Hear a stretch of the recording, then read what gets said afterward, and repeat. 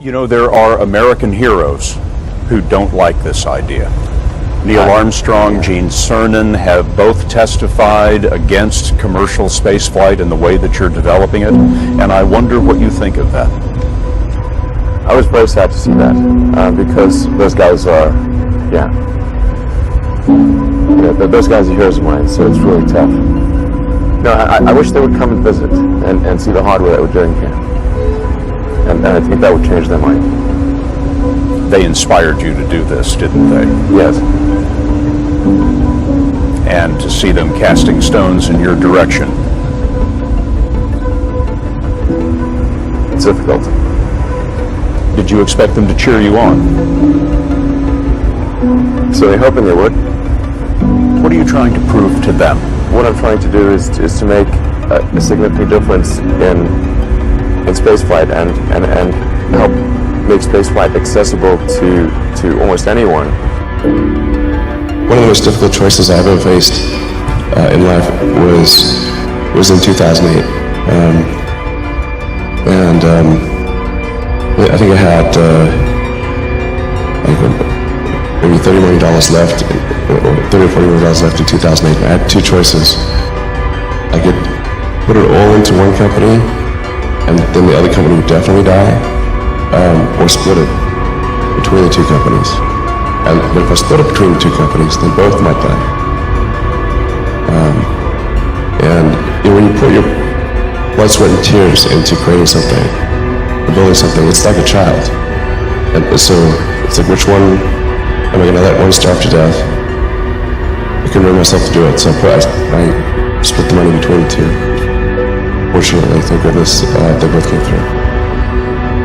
What was your biggest failure, and how did it change you?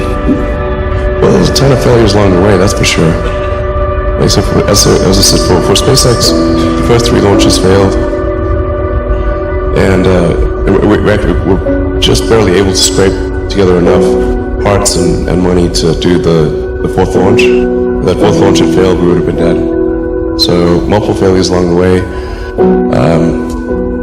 I tried very hard to get the right expertise in for SpaceX.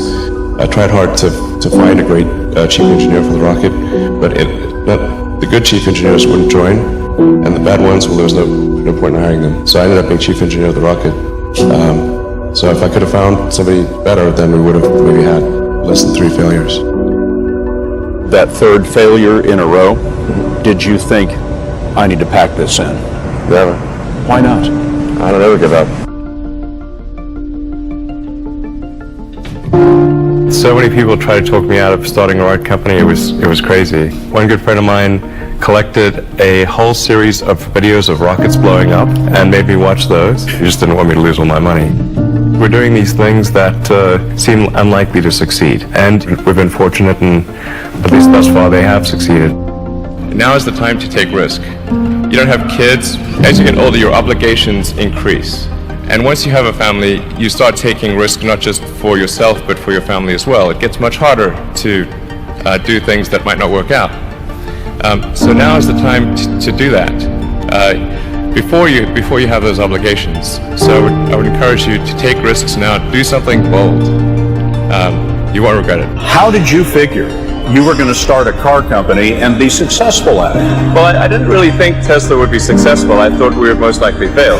But I thought that we at least could address the false perception that people had that an electric car had to be ugly and slow and boring like a golf cart. But you say you didn't expect the company to be successful, then why try? If something's important enough, you should try, even if the probable outcome is failure. Or how do you think about making a decision when everyone tells you this is a crazy idea? Or where do you get the internal strength to do that?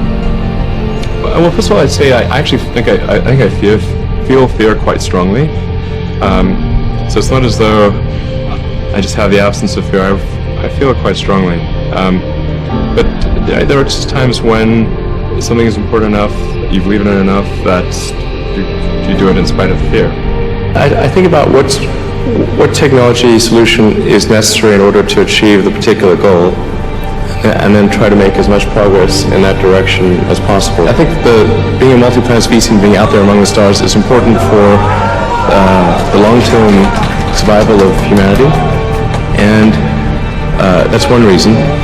But then the part that I find personally most motivating is that it creates a sense of adventure, and it makes people excited about the future.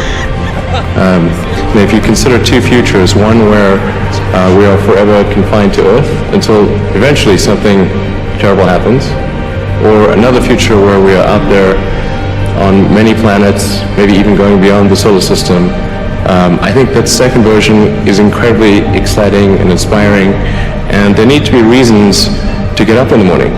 You know, life can't just be about solving problems. Otherwise, what's the point? There's got to be things that people find inspiring and make life worth living.